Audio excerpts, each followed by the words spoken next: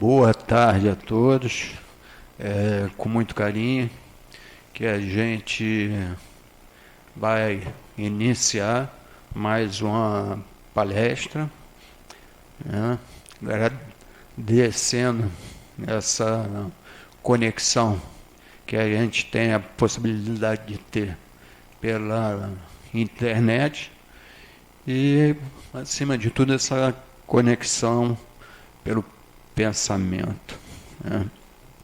Então, pedimos aos trabalhadores aqui do Rita de Cássia, os mentores espirituais, a Jesus, a Deus, acima de tudo, que facilite através da mente e do coração, para que a gente assimile os estudos que nossa irmã vai nos trazer a partir de agora. Cecília de Moraes. Cecília. Olá, estava desligando o celular. A gente nunca sabe se é bom dia, boa tarde, boa noite, mas a gente tem feito nesse longo tempo as palestras para serem passadas em cada reunião. Então, aparentemente, a gente fica imaginando que seja um bom dia, porque eu acho que ela vai ao ar amanhã, né? Mas o tema de hoje chama Poder Oculto de Talismãs e Feiticeiros, é do capítulo 9, Intervenção dos Espíritos ao Mundo Corpóreo. Então, o que a gente tem que falar hoje é algo que a gente já conhece há muito tempo.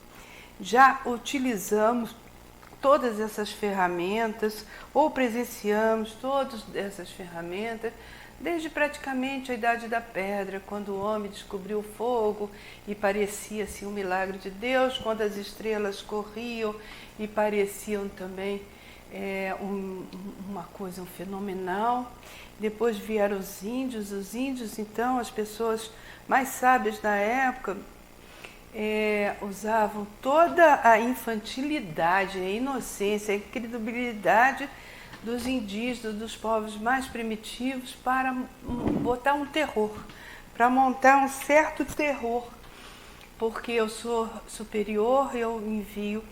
E aí, durante muito tempo, vieram muitos e muitos magos. Magia era chamada, que era a grande ciência de uma época. E a magia, era sagrada pelos magos e tinha uma forma de ocultismo. Ela se criou muito em função de rituais, de teorias, de amedrontamentos, de posições de realmente mexer com o interior, com o espírito, assim dizer. O espiritismo, quando veio, ele praticamente não desmente o que é um talismã, o que é um feitiço, o que é essas magias ocultas, porque tudo está na natureza, tudo tem uma explicação. A ciência também, ela considera, pelo lado religioso, como ela considera a magia, também ela considera irracional, né? Mas como a gente aprende com a doutrina espírita que ninguém está sozinho, que nós estamos rodeados de espíritos, existe perto da gente espíritos bons, espíritos muito bons, espíritos mais ou menos, espíritos ruins, e espíritos que gostam de manipular a mente da gente. E em certos momentos nós deixamos nos manipular por isso. Então, quando essa magia, esses feitiços, quando é que eles mexem com as nossas forças ocultas? O que são as nossas forças ocultas, né? Como é que nós podemos ficar... Não podemos ficar presos a essas crendices, né? Mas, de vez em quando, isso vem de uma forma a nos lembrar o que já fomos. Nós temos vagas lembranças, vagas e nítidas lembranças de outras existências nossas, onde já participamos de cultos de outras religiões, de outros povos, onde a gente lembra que tanto o talismã, como os feitiços, como as magias faziam efeito. Agora mesmo eu estava conversando com o Alexandre. Alexandre, você também foi de colégio católico? Eu fui. Como é que chama aquele pedacinho que a gente prendia aqui, que as freiras me diziam que era um pedaço de Jesus? Era um pedacinho, aí ele me disse assim, escapulário. Eu usei o escapulário, gente, e eu acreditava, não que fosse um pedaço de Jesus, porque por mais que criança que eu fosse, eu não era tão infantil, mas eu acreditava que aquilo me daria sorte, né? Me traria sorte, porque eu estaria com Jesus bem perto de mim. E a gente precisa de muito amadurecimento e muito para que a gente comece a acreditar que Jesus está perto da gente, sim, mas não através de objetos, mas sim através da nossa mente, sim através do nosso pensamento, né? Tem uma frase que eu gosto de repetir, mas eu custa fazer, só depois que eu faço a besteira é que eu falo. Se teus pensamentos, né, se teus olhos foram bons, tudo em torno de si, seus pensamentos se tornam bons, né? E a gente, no dia a dia, a gente faz com que esses nossos olhos julguem ainda mais se a pessoa não é uma pessoa bacana com a gente, né? Então, eu tentei descobrir quem são essas forças ocultas.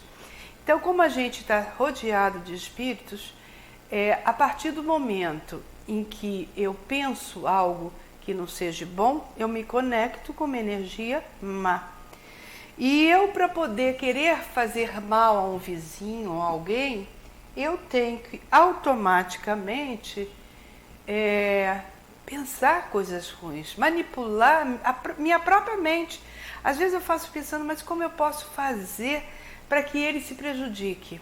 Como que eu posso fazer? Automaticamente eu já me liguei a uma porção de amigos espirituais, né? Uma porção daqueles espíritos bons, né? Que gostam de ficar com a gente. Vai que eu vou ajudar, vai que eu vou, né? E depois que acontece essa prática do mal, essa ação má, eles depois nos cobram, viramos um grupo. Eu estou falando, mas eu acho que eu não faço mais isso nessa encarnação, tá? Mas viramos um grupo em que um depende do outro e que um precisa do outro para a sua maldade que você vai fazer. E aí precisa quebrar esse elo. Todo mundo conhece o para-raiva, né? Aquela pessoa que, coitada, a mulher ligou, pediu para ir com ele ao supermercado quando saísse do trabalho. E aí, quando ele saiu do trabalho, já saiu um pouco tarde, que o pai não deixou, o patrão não deixou. E aí, quando foi para a rua pegar o carro, o pneu estava furado, aí ele chamou o borracheiro já chegou e demorou, ele já xingou o borracheiro porque ele ia chegar atrasado, a mulher ia brigar. Aí o borracheiro conseguiu trocar, eles conseguiu chegar em casa. Quando chegou em casa, o porteiro não abriu a garagem, ele já brigou com o porteiro já brigou com o próximo morador. E aí ele subiu na casa. Quando ele subiu na casa, o cachorro começou a latir na porta, ele já entrou na porta chutando o cachorro. A empregada viu aquilo, ficou apavorada. E aí nisso vem o filho correndo, papai, e ele falou, chega! O menino só queria mostrar a nota boa que tinha tirado do colégio, algo assim. Então, em algum momento, tem que ter o para-raiva no nosso caminho, né? Eu penso sempre nisso, mas eu ando ultimamente agindo com uma certa raiva, falta de paciência, não é nem raiva. É falta de paciência para certas coisas ou certas pessoas. E eu estou trabalhando muito nisso, né? Mas aí, como é que a gente pode, voltando às forças ocultas, né? Então, vamos lembrar para vocês a parábola da fé, né? A fé que transporta a montanha, né? Isso Jesus falava para os apóstolos dele, principalmente para Pedro. O Pedro era o mais teimoso, mas o mais esforçado. Então, ele fazia uma força danada para tirar, para curar os leprosos, para tirar os maus espíritos das pessoas. E aí chegou uma pessoa de muito longe correndo para ver Jesus e contou que o filho dele, tanto de dia quanto de noite, tinha um diabo que fazia, não largava ele, etc.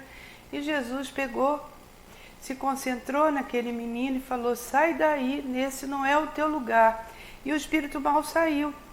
E o pai da criança, eu estou contando mais ou menos, tá? Mas o efeito é o mesmo. O pai da criança perguntou para Jesus: mas eu tive com os teus apóstolos e nenhum deles foi capaz de fazer. E aí Jesus diz uma coisa que eu ouço todo dia ele falar: espíritos de pouca fé. Né? Se tiveres uma fé do tamanho de uma semente, de uma mostarda, você conseguiria falar para a montanha: sai daqui, vai para lá, da montanha sai de lá, vai para cá. Né? E aí ele diz isso que eu ouço todo dia: ô raça incrédula, né? Por que a gente primeiro tem que se desesperar com o problema, ou se desesperar porque ainda não conseguiu? Eu gosto de dizer que a gente não conseguiu porque a gente não usou a força interna que a gente tem. A gente não usou a nossa luz. Nós temos uma luz que nós fomos criados dentro desse amor todo. E todas as nossas virtudes, elas estão ali, dentro da gente. Por que a gente não consegue ir buscar essas virtudes e fazer com que brilhar a nossa luz, como dizia de Jesus: faça brilhar a vossa luz. Que eu possa, quantas vezes, ter pensamento positivo para o outro, mesmo que eu perca a paciência, e o outro vai me mostrar o que eu tenho que trabalhar. Aliás, é o que mais estão me mostrando hoje em dia, que eu tenho que ser mais paciente. Mas eu tô atenta. Então Jesus fala, ele fala para os apóstolos: eu não vou estar com vocês o resto da eternidade. E a gente sabe que vai, mas não da maneira ostensiva que ele teve com os apóstolos. Mas eu continuo achando que vai. Porque quando a gente se conecta com ele, vem um mensageiro dele, vem alguma sintonia com ele. Se a gente esperar, a coisa chega, né? Então, no Evangelho, ele diz que a confiança nas próprias forças, ou seja, dentro de nós, ela nos permite fazer coisas incríveis materiais. Então, tudo é explicado pelas leis da natureza. Se eu consigo puxar de mim essa força que eu sei que eu tenho, né? E poder, não tem tantos casos. Eu me lembro quando era pequena, tinha um caso de uma mãe que era um Fusca até. O filho era mecânico, estava consertando o Fusca e o Fusca caiu em cima do filho. E a mãe era magrinha, ela chegou lá, levantou o Fusca sozinho para tirar o filho de lá e salvou o filho. Então, até a força material está dentro da gente. Tem uma fábula que conta que um menino pequeno, uma criança, entrou dentro de um lago de gelo, o lago se quebrou e a criança entrou. Então começou a juntar gente, e todo mundo falou assim: ai, vai morrer, chama a mãe em casa, ele vai morrer. E nisso passou um menino de bicicleta, largou a bicicleta, entrou no lago, pegou o menino, salvou o menino lá dentro do lago, deixou o menino lá com as pessoas, pegou a bicicleta e continuou o seu caminho para casa. Aí perguntaram para o senhor como, mas como ele conseguiu? Ele conseguiu porque não tinha ninguém para falar com ele que ele não ia conseguir. Enquanto os outros todos ficaram olhando, só pensaram: ele vai morrer. O menino foi, salvou o outro e continuou. Por quê? Ninguém brecou essa força interna que tinha dentro dele. Então isso não tem como. A gente não consegue parar. Se a gente pensa no positivo, se a gente pensa que vai conseguir, e mesmo que não aconteça, se a gente puder ter o discernimento e falar assim: mas se fosse para ser diferente, seria diferente. Então, graças a Deus não aconteceu, graças a Deus aquele emprego não deu certo, graças a Deus uma porção de coisa, porque eu estava pensando positivo, eu estava querendo, mas eu tenho ajuda. Então eu tentei classificar os efeitos da natureza, explicando esses efeitos todos que a gente tem, explicando pelas leis naturais, né? Então a gente pensou assim: quando as pessoas praticam a hipnose, né, ou sugestão, São pessoas que têm esse dom dentro deles, e eles conseguem, com a prática, com o estudo, trabalhar a hipnose e ter um efeito positivo sobre as pessoas, né? Ele pode ter um efeito de cura, quando o outro também permite que seja curado. A gente vê isso muito no passo de tratamento.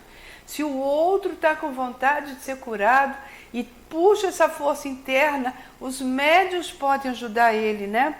Então, ajuda. A presença do médium, o passe, o carinho, o efeito que se dá dentro de uma cabine, e até quando a gente pede para o paciente se concentrar, e ele se concentra numa cena sempre de amor, ou numa cena de um crucifixo, ou de uma cena do evangelho, de uma leitura que ele fez antes, ou da pequena palestra que ele ouviu antes. Isso ajuda de uma maneira que antigamente a gente beijava crucifixo. Duvido quem aqui não beijava crucifixo, gente, para fazer teu pedido, para poder estar junto com Jesus, para demonstrar respeito e carinho. Só que hoje em dia eu penso assim: como que eu vou mostrar respeito e carinho por Jesus? Como é que eu vou gostar? Eu vou mostrar para Jesus o quanto eu quero estar perto dele. A partir do momento que eu queira estar perto do necessitado. Porque é tudo que Jesus queria, que todos nós fizéssemos pelo mais necessitado o que ele faz pela gente, né? Então, o efeito da hipnose é uma das leis da natureza. A concentração mental, nossa, a prece. Eu costumo falar que até aquela prece, que a gente custa muito tempo a ser leal a um sentimento e elevação da nossa prece para que chegue até os espíritos superiores, né? Mas até aquela oração que era decorada, né? Eu rezava o texto toda noite. Hoje em dia eu fico imaginando como é que eu rezava o texto toda noite. Há muito tempo. E aquilo tinha Santa Maria, tinha não sei quantos Pai Nosso, não sei quantos Ave Maria, mas eu rezava aquilo. Até que um dia, eu já era espírita, que eu já frequentava uma casa espírita, mas eu rezava o terço, porque eu aprendi, porque eu estudei em colégio católico. E aí, de repente, eu vi uma luz entrando no meu quarto e eu morri de medo, porque era uma luz e tinha um espírito com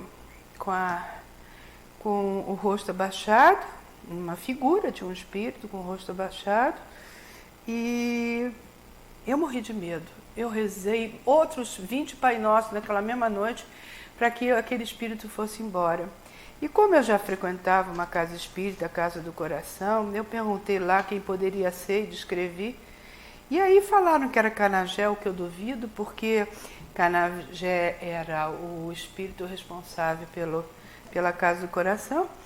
Mas eu comecei a desenhar ele. Então, eu tinha ele no meu quarto, eu tinha ele como santinho dentro da minha bolsa, eu tinha ele em cada escritório que eu fui e eu tinha certeza que ele me protegia. Mas eu achava estranho, porque era um espírito muito delicado e ele tinha uma roupa assim, como é que chama aquele manto, coisa branca, um chapelão de pescador e a mão enfiada naquelas roupas. E eu chamava, mas eu desenhava ele com uma boquinha muito miúda. E a boquinha, quando eu pintava ele, era vermelhinha. E as mãos muito fininhas.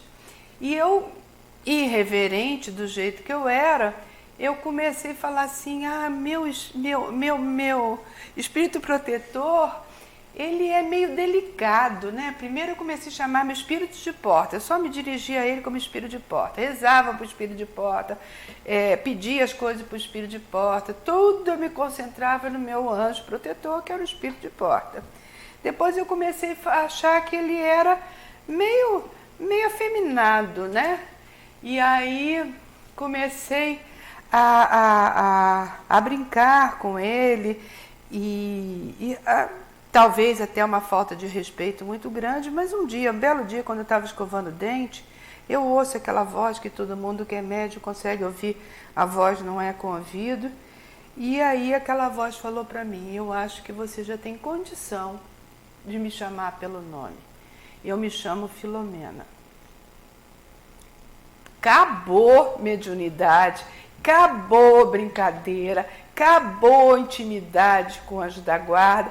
Eu fiquei 2 anos sem tentar lembrar, porque aquilo me deu uma responsabilidade, uma vergonha de ter brincado com aquilo o tempo todo. Aí o tempo vai passando, você vai modificando, você vai estudando um pouco. Não adianta só estudar, né? Você precisa vivenciar certas coisas. Mas você vai estudando, você vai tentando entender um pouco e você vai entendendo um pouco melhor. Então, hoje em dia a gente já conversa melhor um pouco, né? Então, essa concentração mental que vem através de prece, de objetos ou de o culto no lar, gente, o culto no lar é uma salvação. Ninguém usa esse argumento. Quem faz, imagina sempre que aquele evangelho em cima da mesa e aquela leitura, mesmo que seja solitária, né? Mesmo que seja só você, não só ajuda você, o teu lar, como a redondeza. Qual é o efeito positivo dessa pandemia? As reuniões que a gente fazia em centros espíritas, ou até na comunidade da Rocinha, nós estamos fazendo todas elas virtuais. Então a gente começou a lembrar que a gente está levando o centro espírita, nossa casa espírita, para o meu lar, para o meu bairro, para o meu vizinho. A gente está ampliando o conceito de casa espírita, porque a gente está conseguindo levar para uma redondeza muito grande, cercando assim um ambiente muito grande de tranquilidade, de conhecimento, de paz, né? E isso é muito bom. Bom, vamos falar de outra. Já falamos da concentração mental, vamos falar da fé. A fé ou a culpa, né?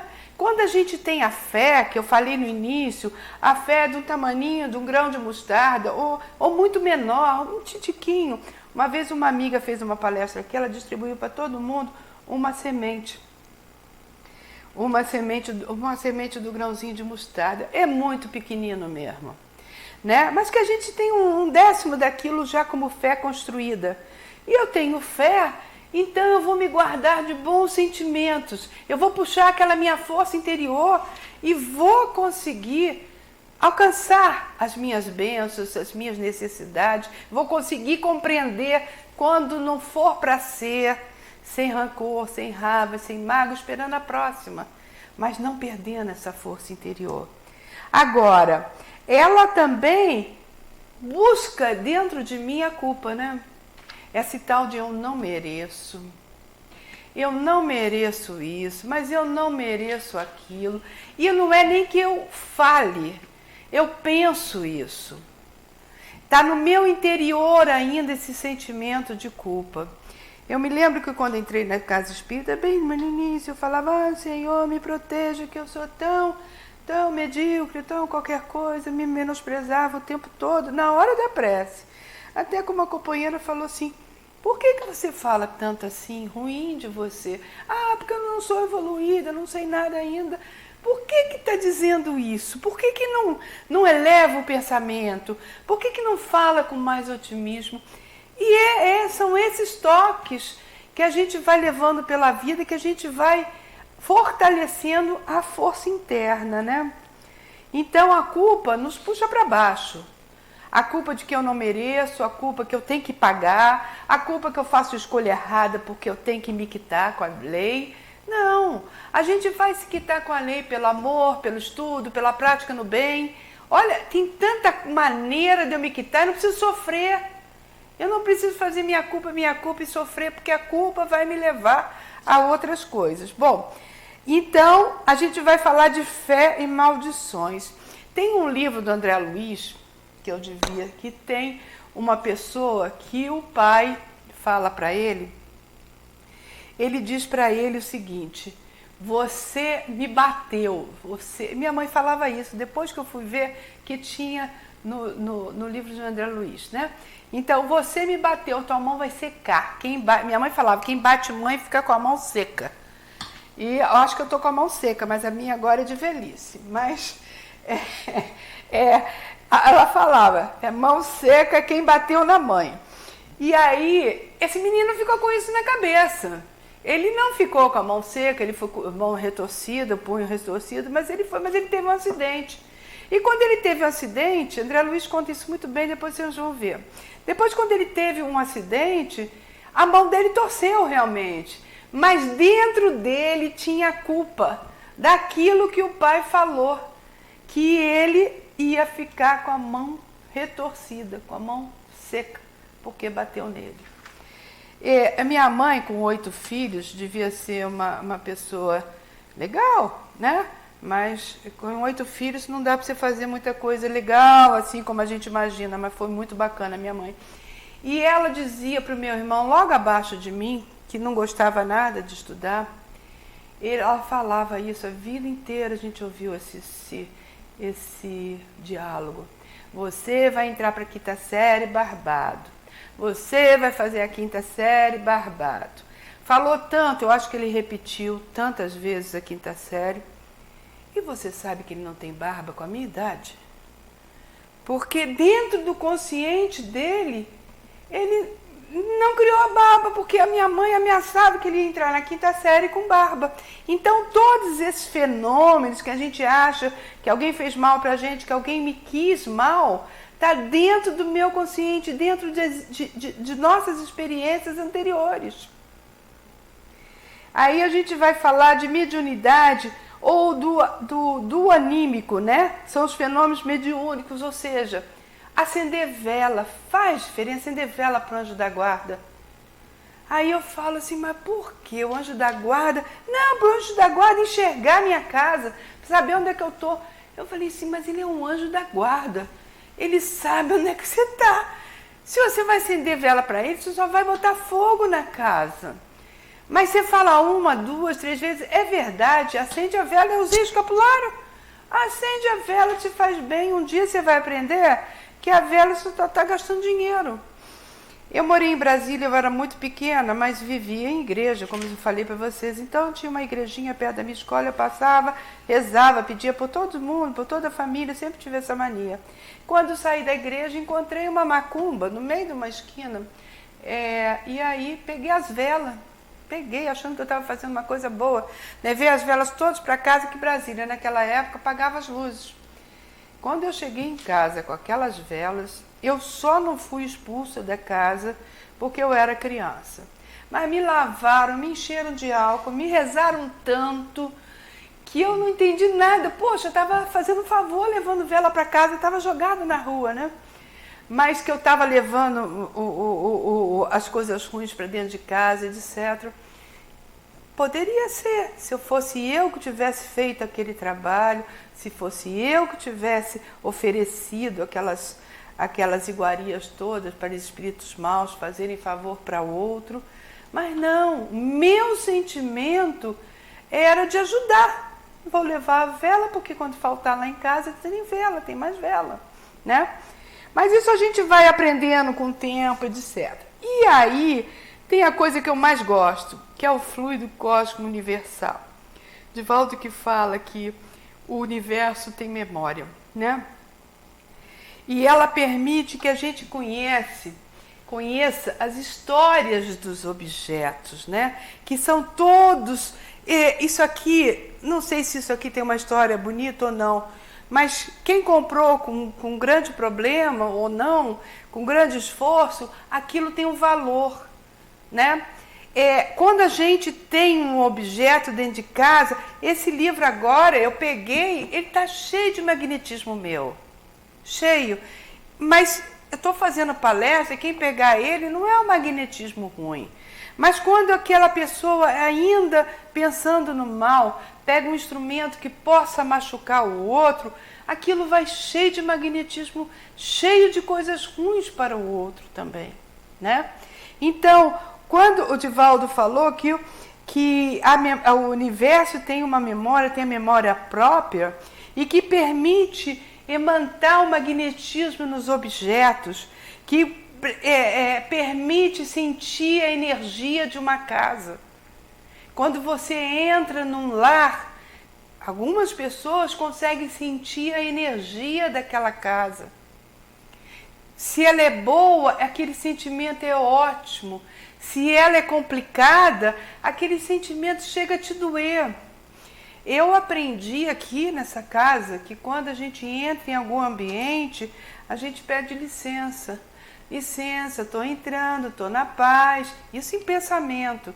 E quando a gente sai de casa, isso eu faço sempre. Eu olho para, antes de fechar a porta, eu olho e falo, casinha, fica bem. De noite eu vou lá, falo com as plantas na sala, durmam bem, ficam bem, me deixam dormir essa noite, por favor, né? A gente tem um diálogo positivo com essas coisas, e aí isso está no universo, está na memória do universo, está na memória dos nossos sentimentos, está onde eu puxo minha força interna, minha força interior, né? Então, o Divaldo tem uma história também, e eu estou ruim de puxar pela memória, onde ele visita uma casa e tem um relógio de parede, e esse relógio é o problema da casa. Ele fala assim, não pode ser, tanta gente que mora aqui, o relógio é o problema, né? Como é que pode esse relógio ser o problema dessa desarmonia toda? Porque o relógio era de uma pessoa que adorava e admirava o cuco do relógio tocando, né? E de repente essa pessoa desencarna e as que estão aqui dentro não dão o devido valor para o relógio. E aí a desarmonia cria-se lá dentro, né? Então, a coisa mais difícil, esse tipo de amor que eu coloco no objeto, eu não posso deixar imantado para que faça mal ao outro, mas sim que faça bem. Todos nós já fomos assim, com esses sentimentos de mistérios na nossa vida. E então, eu tinha um tio que era muito supersticioso, tudo dele era superstição, embaixo da escada, fora da escada, gato preto, tudo. Passar uma pessoa vestida de preta, tudo tinha uma superstição. Mas ele tinha algo que eu aprendi com ele de tanta convivência, que ele achava moeda na rua, ele pegava a moeda e botava assim no portal da casa, na entrada da casa. E ele dizia que aquela moeda ia trazer sorte para casa. Então, o que eu imaginava na época? No entrar e no sair de casa, a visão dele ia para a moeda. E ele fixava internamente que aquela moeda traria sorte para ele e para a família dele. Então, era um elemento que estava lá por superstição, mas que fazia bem, né? É diferente da encruzilhada, daquela coisa que tem na encruzilhada, que a gente sabe que é trabalho para prejudicar o outro, etc., né? Então, aquilo ficou. Aí eu fui parar numa rocinha e lá as crianças me davam um presentinho, florzinha, bilhetinho o tempo todo, e eu fui prendendo na minha casa, em todas as paredes, etc. Eu olhava para aquilo, eu falava, isso me alimenta, isso é o que eu tenho de valor na minha vida. Mas quando eu vi, as figurinhas, os desenhos ficavam assim amassadinhos, a casa começou a ficar feia, eu sou arquiteta, né? E aí eu comecei a botar só nas portas, eu tirava, aí veio aquela mania dos cartões de parabéns, de amor, de gente amiga. Eu falei, gente, eu tenho que me cuidar um pouco, tem um pouco de exagero nisso. Mas são coisas que fazem bem, mas que daqui a um tempo a gente reflete e fala, todas essas lembranças, todo esse carinho das crianças, estão todas dentro de mim. Todas têm e foram que me moveram esses 30 e tantos anos. Esse carinho que tiveram por mim. Então, isso é o lado bom. Isso está no universo, isso está na memória do universo. Né? A outra atividade, eu estou acabando, gente. A outra atividade que eu coloco é a ação dos fluidos. Tem médios, ou seja, hipnotizadores, médicos, que conseguem ser brincalhões quando querem, e eles pegam esse livro e escondem. Eu tenho uma amiga que diz, mas eles esconderam de mim o tempo todo. Ele já tinha procurado naquela gaveta aquele documento e não estava. 3 dias depois eu pedi a Deus para mim, o documento aparecia onde eu tinha deixado. Então, isso é possível de acontecer. Mas vem depois as bênçãos, né? Toda causa e efeito, uma folha não cai na árvore, Jesus sabe Deus sabe quantos fios de cabelo a gente tem, uma folha não cai de uma árvore sem que Deus saiba. Vem aquelas coisas que são da natureza, são efeitos gerais da natureza. Mas tem as bênçãos. Todos nós temos direito a ter as bênçãos vindo do alto, desses talismãs, dessas magias que a própria comunidade espiritual faz com que a gente puxe de dentro da gente só energias positivas. Como eu tenho que acabar, eu vou ler só mais o último trechinho, que diz assim: a bênção e a maldição jamais poderão desviar a providência do caminho da justiça. Ela só fere o maldito se ele for mal, e ela só cobre uma proteção àquele que a merece. Então, que nós possamos, no dia a dia, da hora que acordamos, da hora que dormimos, merecer essas bênçãos. Obrigada por vocês terem me ouvindo. Eu já estou me olhando com cara feia, né? Obrigado, Cecília, pelas suas palavras, esclarecimento. Deus, obrigado, acima de tudo, pela vida. Obrigado, Jesus, pelo teu evangelho de amor, que nos possibilita enxergar o caminho a percorrer para nossa evolução espiritual, moral, ética. Obrigado, Kardec, por nos trazer a chave que abre essa porta para que possamos entender também todos os mecanismos que estão à nossa volta. Obrigado, Pai. Obrigado aos mentores espirituais da casa pelo auxílio. Que assim seja.